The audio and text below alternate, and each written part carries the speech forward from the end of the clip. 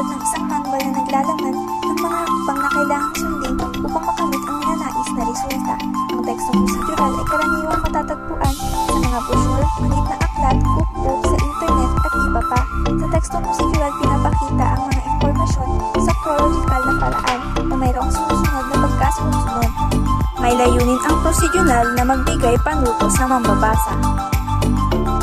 Ito ay binubuo ng pamagat, seksyon, subheading, at mga larawan o visuals.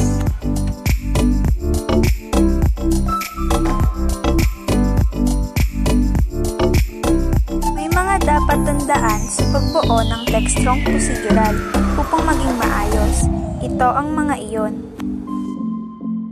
Ang halimbawa ng mga prosedural na gawain ay proseso ng tamang paraan ng paghuhugas ng kamay at proseso ng pagguhit ng larawan.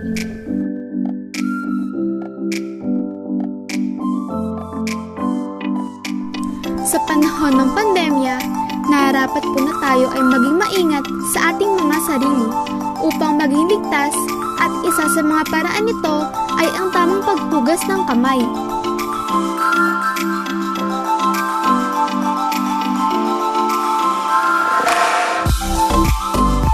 Paano hugasan ng maayos ang inyong mga kamay?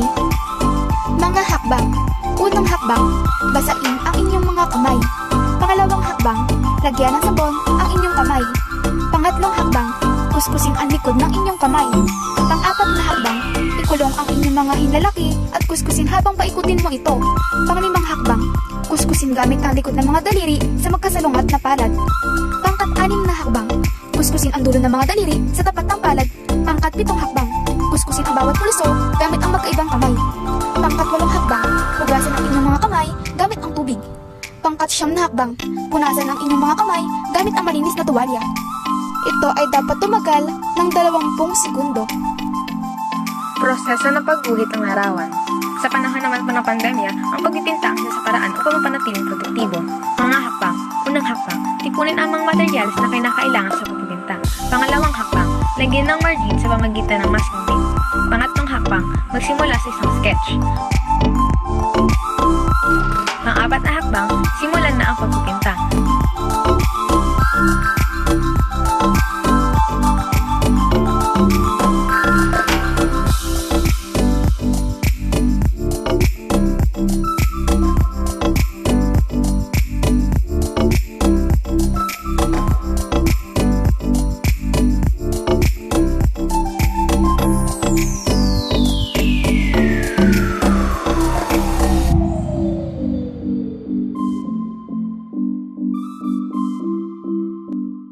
Pang-limang hakbang, tanggalin ang masking tape.